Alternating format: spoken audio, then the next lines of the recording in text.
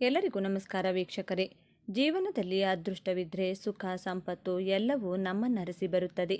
ಅದೃಷ್ಟವನ್ನು ಮನೆಗೆ ಬರಮಾಡಿಕೊಳ್ಳಲು ನಾವು ಯಾವ ಕ್ರಮ ಕೈಗೊಳ್ಳಬಹುದು ಎನ್ನುವುದನ್ನು ಜ್ಯೋತಿಷ್ಯ ಶಾಸ್ತ್ರದಲ್ಲಿ ವಿವರಿಸಲಾಗಿದೆ.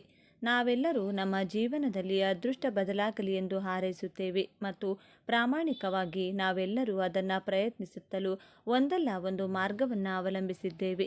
ಕೆಲವರು ಧಾರ್ಮಿಕ ಸ್ಥಳಕ್ಕೆ ಭೇಟಿ ನೀಡುವುದರ ಮೂಲಕ ನಮ್ಮ ಅದೃಷ್ಟ ಬದಲಾಗುತ್ತದೆ ಎಂದುಕೊಂಡರೆ, ಮತ್ತೊಂದೆಡೆ ದೇವರೊಂದಿಗೆ ಸಂಪರ್ಕ ಹೊಂದಲು ಮತ್ತು ಆತನ ಆಶೀರ್ವಾದವನ್ನು ಪಡೆಯಲು ಧ್ಯಾನವನ್ನು ಅನುಸರಿಸುವುದನ್ನು ಪರಿಗಣಿಸುತ್ತಾರೆ. ಆದಾಗ್ಯೂ ಅದೃಷ್ಟವನ್ನು ಸಾಧಿಸುವ ಈ ವಿಧಾನಗಳಿಗೆ ಸೇರ್ಪಡೆ ಅಂದರೆ ಅದೃಷ್ಟ ತರುವ ವಸ್ತು ಯಾವುದು ಗೊತ್ತಾ? ಮನೆಯಲ್ಲಿ ಹಣಕಾಸಿನ ಸಮಸ್ಯೆಗಳು ಇರಬಾರದು. ಸಾಲದ ಸಮಸ್ಯೆಗಳೆಲ್ಲ ನಿವಾರಣೆಯಾಗಬೇಕು. ಮಾಡುವಂತಹ ಕೆಲಸಗಳಲ್ಲೆಲ್ಲ ಯಶಸ್ಸು ದೊರೆಯಬೇಕು. ಸಂತಾನ ಪ್ರಾಪ್ತವಾಗಬೇಕು ಹಾಗೂ ಮಕ್ಕಳು ಸಹ ಓದಬೇಕು ಹಾಗೂ ಕೆಲಸ ಕಾರ್ಯಗಳಲ್ಲಿ ಮುಂದೆ ಬರಬೇಕು ಎಂದರೆ ಅದಕ್ಕೆ ಮಹಾಲಕ್ಷ್ಮಿಯ ಅನುಗ್ರಹ ಬೇಕೇ ಬೇಕು. ಆತ್ಮೀಯರೇ, ಈ ಒಂದು ಬೀಜವನ್ನು ನಮ್ಮ ಹಿಂದೂ ಧರ್ಮದಲ್ಲಿ ಅತ್ಯಂತ ಶುಭಕರವಾದ ಅದೃಷ್ಟದ ವಸ್ತು ಎಂದೇ ಪರಿಗಣನೆ ಮಾಡಲಾಗುತ್ತದೆ. ಈ ಬೀಜಗಳನ್ನು ಚಿನ್ನಕ್ಕೆ ಸಮಾನವಾಗಿ ಪರಿಗಣಿಸಲಾಗುತ್ತದೆ. ಈ ಬೀಜಗಳು ಮನೆಯಲ್ಲಿದ್ದರೆ ಸಾಕು, ಮಹಾಲಕ್ಷ್ಮೀ ದೇವಿ ಕೃಪೆಗೆ ಪಾತ್ರರಾಗಬಹುದು.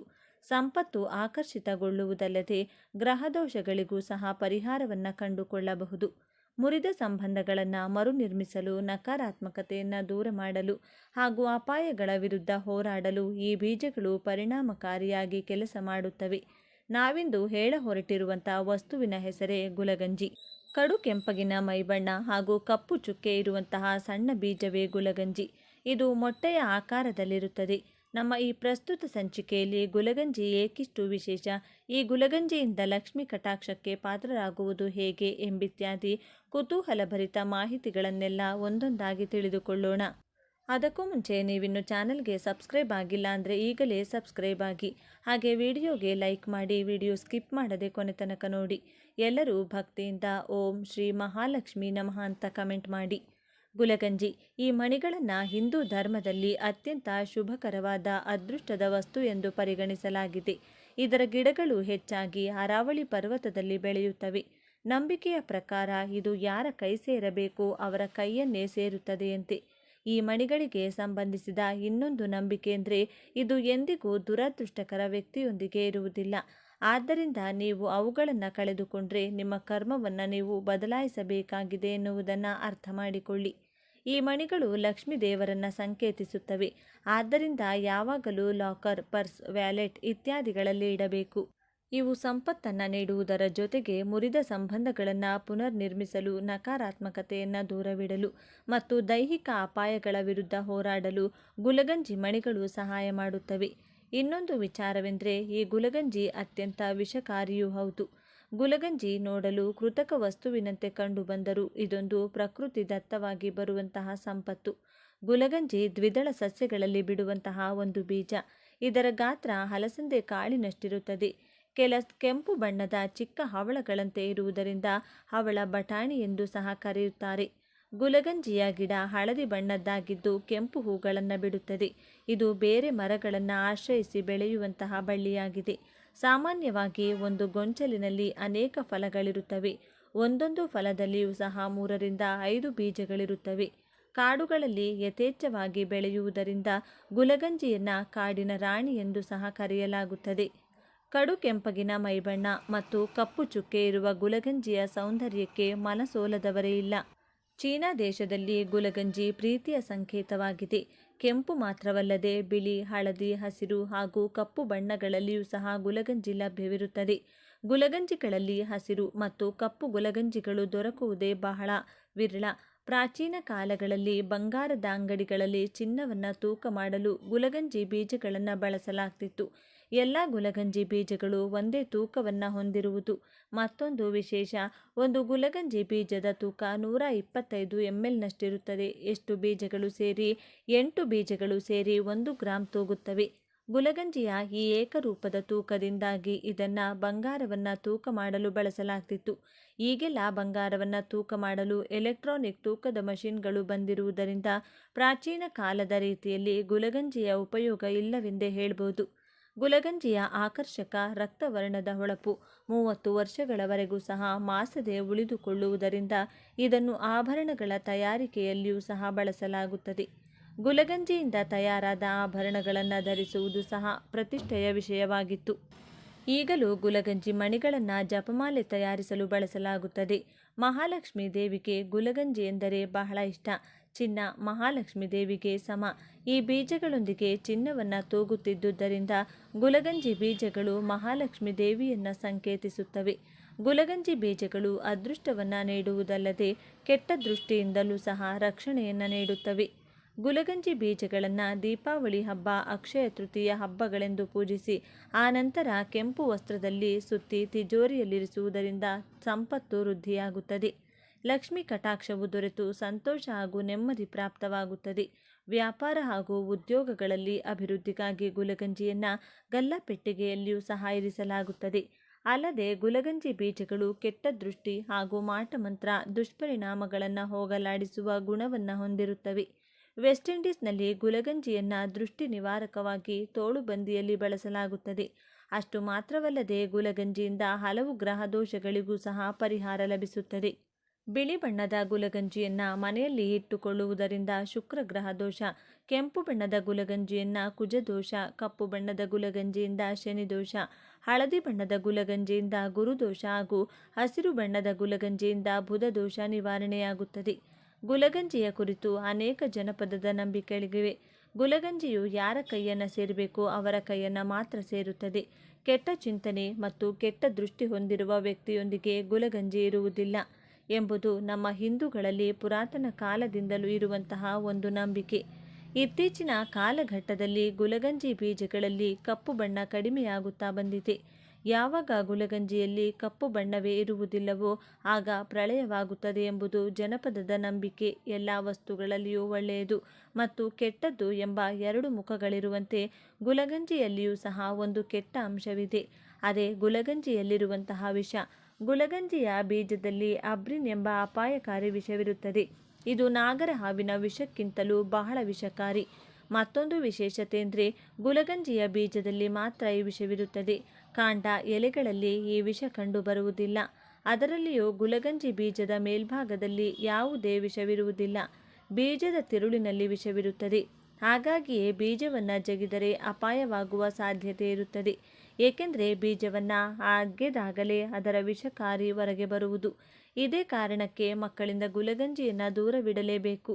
ಗುಲಗಂಜಿಯಲ್ಲಿರುವ ವಿಷದ ಕಾರಣದಿಂದಾಗಿಯೇ ಗುಲಗಂಜಿಯನ್ನು ವಿಶ್ವಯುದ್ಧದಲ್ಲಿ ಶತ್ರು ಸೈನಿಕರನ್ನು ಕೊಲ್ಲಲು ಬಳಸಲಾಗಿತ್ತು ಎಂಬ ಬಗ್ಗೆ ದಾಖಲೆಗಳಿವೆ. ಗುಲಗಂಜಿ ಬೀಜಗಳನ್ನು ಅರೆದು ಯುದ್ಧಕ್ಕೆ ಬಳಸುವ ಖಡ್ಗ, ಕತ್ತಿ ಹಾಗೂ ಇತರ ಆಯುಧಗಳಿಗೆ ಲೇಪಿಸಿ ಶತ್ರು ಸೈನಿಕರನ್ನು ಕೊಲ್ಲಲು ಬಳಸುತ್ತಿದ್ದರಂತೆ.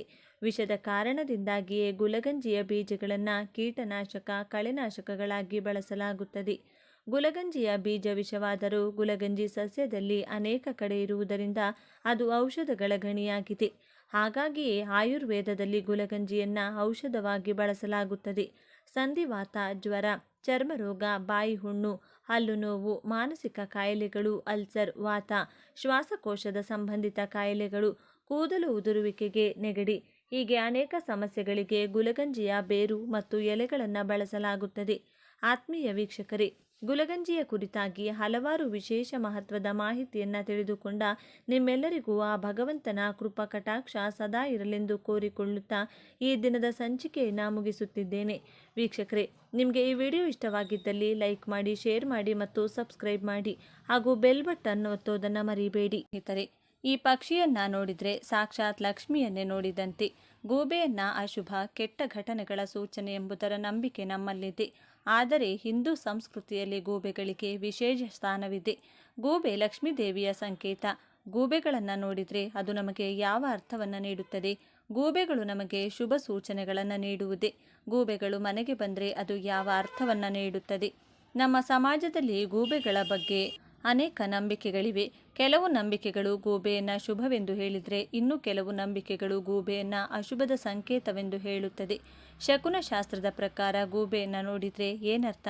ಗೂಬೆ ನೋಡುವುದು ಶುಭವೋ ಅಶುಭವೋ?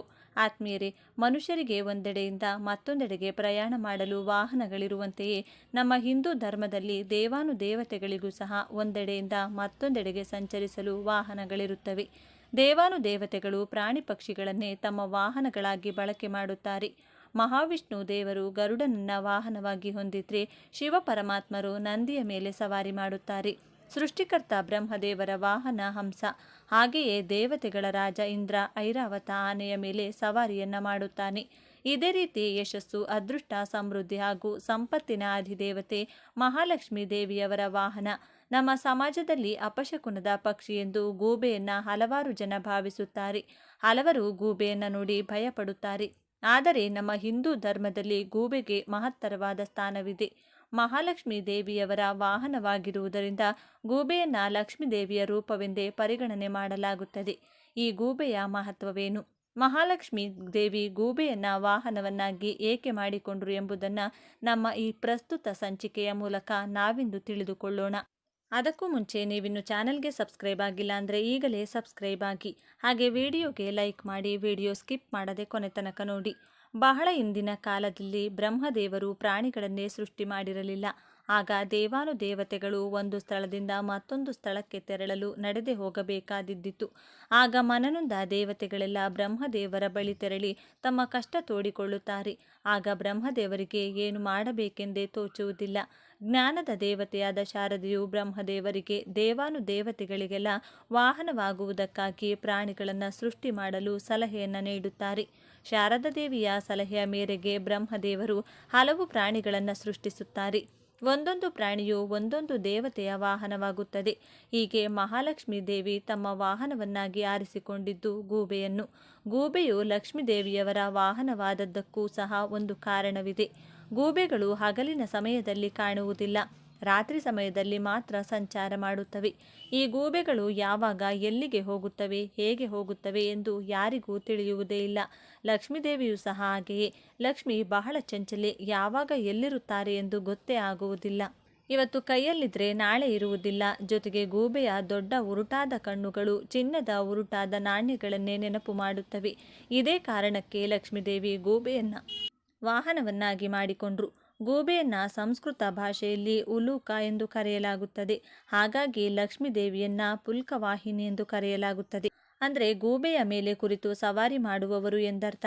ಗೂಬೆಗಳ ಕಂಚಿನ ವಿಗ್ರಹವನ್ನ ಮನೆಯಲ್ಲಿ ಅಥವಾ ಕಚೇರಿಯಲ್ಲಿಟ್ಟುಕೊಂಡ್ರೆ ಲಕ್ಷ್ಮೀ ದೇವಿಯ ಆಗಮನವಾಗುತ್ತದೆ ಎಂಬ ನಂಬಿಕೆ ಇದೆ. ಗೂಬೆಯ ವಿಗ್ರಹವನ್ನ ಮನೆಯಲ್ಲಿ ವಾಯುವ್ಯ ದಿಕ್ಕಿನಲ್ಲಿಡುವುದರಿಂದ ಮನೆಯ ವಾಸ್ತು ದೋಷಗಳೆಲ್ಲ ನಿವಾರಣೆಯಾಗಿ ಮನೆಯಲ್ಲಿ ಧನಾತ್ಮಕ ಶಕ್ತಿ ಸಂಚಾರ ಮಾಡುತ್ತದೆ. ಸಾಮಾನ್ಯವಾಗಿ ಗೂಬೆ ಎಂದು ಬೈಯುವಾಗ ಪದ ಬಳಕೆ ಮಾಡಲಾಗುತ್ತದೆ, ಆದರೆ ಇದು ಒಂದು ತಪ್ಪು ಕಲ್ಪನೆ. ಮಹಾಲಕ್ಷ್ಮೀ ದೇವಿಯ ವಾಹನ ಅತ್ಯಂತ ಬುದ್ಧಿವಂತ ಪ್ರಾಣಿಗಳಲ್ಲಿ ಒಂದು. ಗೂಬೆಯನ್ನು ಸ್ಥಿತಪ್ರಜ್ಞ ಎಂದು ಕರೆಯಲಾಗುತ್ತದೆ. ಅಂದರೆ ಅದು ಅಚಲ ನಿರ್ಧಾರವನ್ನು ಹೊಂದಿರುವುದು ಎಂದರ್ಥ. ಏಕೆಂದರೆ ಗೂಬೆಗಳ ದೊಡ್ಡ ಉರುಟಾದ ಕಣ್ಣುಗಳು ಒಂದೇ ಕಡೆ ಕೇಂದ್ರೀಕೃತವಾಗಿರುತ್ತವೆ ಹಾಗೂ ಚಲಿಸುವುದಿಲ್ಲ. ಗೂಬೆಯ ಕಣ್ಣುಗಳು ಮನುಷ್ಯರ ಕಣ್ಣಿಗಿಂತ 15 ಪಟ್ಟು ದೊಡ್ಡದಿರುತ್ತವೆ. ಗೂಬೆಯ ಕತ್ತು ಯಾವ ಕಡೆ ಬೇಕಾದರೂ ಸುಲಭವಾಗಿ ಬಾಗುವಂತಿರುತ್ತದೆ. ಕಿವಿಗಳು ಸೂಕ್ಷ್ಮ ಶಬ್ದ ಜ್ಞಾನವನ್ನು ಹೊಂದಿದ್ದು ಯಾವುದೇ ಜೀವಿ ಎಷ್ಟೇ ಸೂಕ್ಷ್ಮ ಶಬ್ದವನ್ನು ಮಾಡಿದರೂ ಸಹ ಅದನ್ನು ಗ್ರಹಿಸುವಂತಹ ಸಾಧ್ಯತೆ ಇರುತ್ತದೆ. ಗೂಬೆಗಳು ಹಗಲಿನಲ್ಲಿ ಮಲಗಿರುವಾಗಲೂ ಸಹ ಅರ್ಧ ಕಣ್ಣಿನ ರೆಪ್ಪೆಯನ್ನು ತೆರೆದು ಹೊರಗಿನ ಕಡೆ ಹೆಚ್ಚು ಜಾಗೃತವಾಗಿರುತ್ತದೆ. ಹಾಗಾಗಿಯೇ ಗೂಬೆಯ ಕಣ್ಣು ಮತ್ತು ಕಿವಿಗಳು ಮನುಷ್ಯರಿಗಿಂತ ಚುರುಕಾಗಿರುತ್ತವೆ. ಆದ್ದರಿಂದಲೇ ಏಕಾಗ್ರತೆ, ಜ್ಞಾನ ಹಾಗೂ ಬುದ್ಧಿವಂತಿಕೆಯನ್ನು ಪ್ರತಿನಿಧಿಸುತ್ತದೆ. ಸಂಪತ್ತಿನ ದೇವತೆ ಲಕ್ಷ್ಮಿಯ ಜೊತೆಗಿರುವ ಸಂಪತ್ತನ್ನು ಗಳಿಸುವ ಬುದ್ಧಿವಂತಿಕೆಯನ್ನು ಸೂಚಿಸುತ್ತದೆ. ಹಾಗಾಗಿ ಕೆಲವು ದೇಶಗಳಲ್ಲಿ ಗೂಬೆಯನ್ನು ಜ್ಞಾನದ ಸಂಕೇತವಾಗಿ ಬಳಕೆ ಮಾಡಲಾಗುತ್ತದೆ. ಶೈಕ್ಷಣಿಕ ಚಿಹ್ನೆಯಾಗಿಯೂ ಸಹ ಗೂಬೆಯನ್ನು ಬಳಕೆ ಮಾಡಲಾಗುತ್ತದೆ. ಪುರಾಣದಲ್ಲಿ ಗೂಬೆಗೆ ತನ್ನದೇ ಆದ ಸ್ಥಾನವಿದೆ. ಲಿಂಗ ಪುರಾಣದ ಪ್ರಕಾರ ನಾರದ ಮಹರ್ಷಿಗಳಿಗೆ ಮಾನಸ ಸರೋವರದಲ್ಲಿ ಸಂಗೀತ ಜ್ಞಾನವನ್ನು ಹೇಳಿಕೊಟ್ಟಿತ್ತಂತೆ. ಆತ್ಮೀಯರೇ, ಗೂಬೆಯ ಕುರಿತಾಗಿ ನಮ್ಮ ಸಮಾಜದಲ್ಲಿ ಕೆಲ ಶಕುನಗಳನ್ನು ನಂಬಲಾಗುತ್ತದೆ. ಆ ಶಕುನಗಳನ್ನೆಲ್ಲ ಯಥಾವತ್ತಾಗಿ ತಮ್ಮ ಮುಂದೆ ಇಡುವಂತಹ ಪ್ರಯತ್ನವನ್ನು ನಾವೀಗ ಮಾಡ್ತಲಿದ್ದೇವೆ. ನಾವು ಸಾಮಾನ್ಯವಾಗಿ ನಂಬುವಂತಹ ಗೂಬೆಯ ಕೆಲ ಶಕುನಗಳು. ಸಾಮಾನ್ಯವಾಗಿ ಗೂಬೆಗಳು ಹೆಚ್ಚಾಗಿ ರಾತ್ರಿಯ ವೇಳೆ ಕಂಡುಬರುತ್ತವೆ. ಆದರೆ ಏನಾದರೂ ಹಗಲಿನಲ್ಲಿ ಕಂಡುಬಂದರೆ ಅಂಥವರ ಮನೆಗೆ ಲಕ್ಷ್ಮೀ ದೇವಿ ಆಗಮಿಸುತ್ತಾರೆ ಎನ್ನುವ ನಂಬಿಕೆ ಇದೆ. ಅದರಲ್ಲಿಯೂ ಸಂಜೆಯ ವೇಳೆ ಗೂಬೆಯನ್ನು ನೋಡಿದರೆ ಬಹಳ ಸಿರಿವಂತರಾಗಬಹುದಂತೆ. ಬಿಳಿ ಗೂಬೆಗಳು ಕಾಣಿಸಿಕೊಳ್ಳುವುದು ಅತ್ಯಂತ ವಿರಳ. ಅಂತಹ ಬಿಳಿ ಗೂಬೆಗಳನ್ನು ಹಗಲಿನಲ್ಲಿ ನೋಡಿದರೆ ಜೀವನದ ಸಮಸ್ಯೆಗಳೆಲ್ಲ ನಿವಾರಣೆಯಾಗುತ್ತವಂತೆ. ಗೂಬೆಯ ದೇಹ ರೋಗಿಯು ತಾಕಿದ್ದಲ್ಲಿ ಆತ ಬೇಗ ಗುಣಮುಖನಾಗುತ್ತಾನಂತೆ.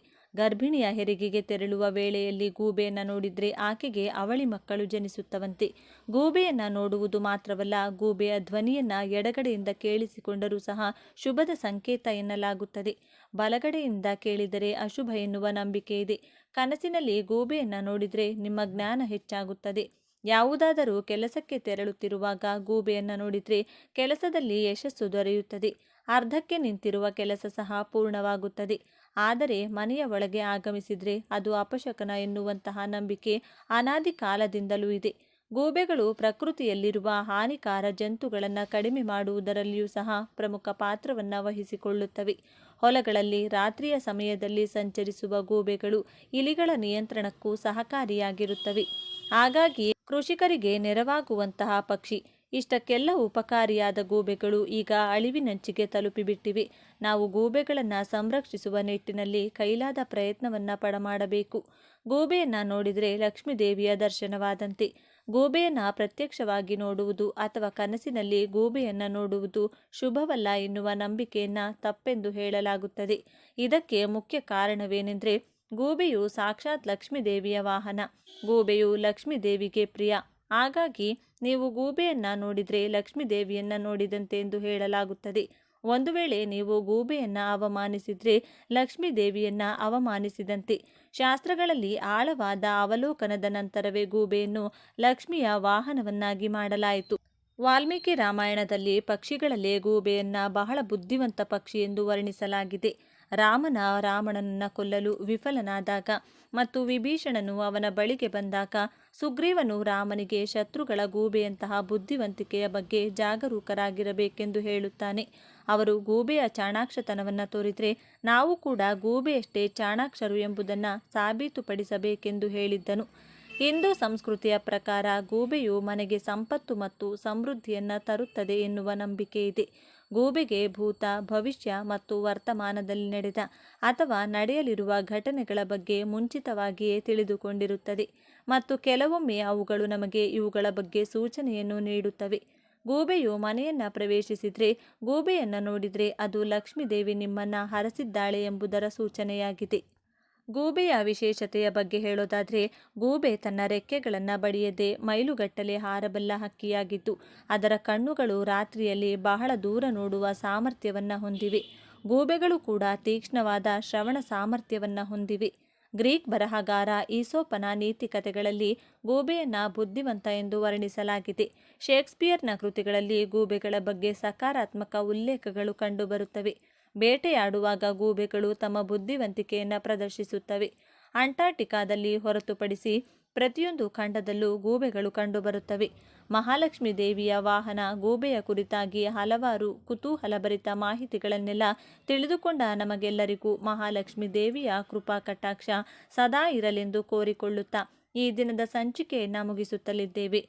ವೀಕ್ಷಕರೇ, ನಿಮಗೆ ಈ ವಿಡಿಯೋ ಇಷ್ಟವಾಗಿದ್ದಲ್ಲಿ ಲೈಕ್ ಮಾಡಿ, ಶೇರ್ ಮಾಡಿ ಮತ್ತು ಸಬ್ಸ್ಕ್ರೈಬ್ ಮಾಡಿ ಹಾಗೂ ಬೆಲ್ ಬಟನ್ ಒತ್ತೋದನ್ನು ಮರಿಬೇಡಿ. ಎಲ್ಲರೂ ಓಂ ಶ್ರೀ ಮಹಾಲಕ್ಷ್ಮೀ ನಮಃ ಅಂತ ಕಮೆಂಟ್ ಮಾಡಿ. ಧನ್ಯವಾದಗಳು.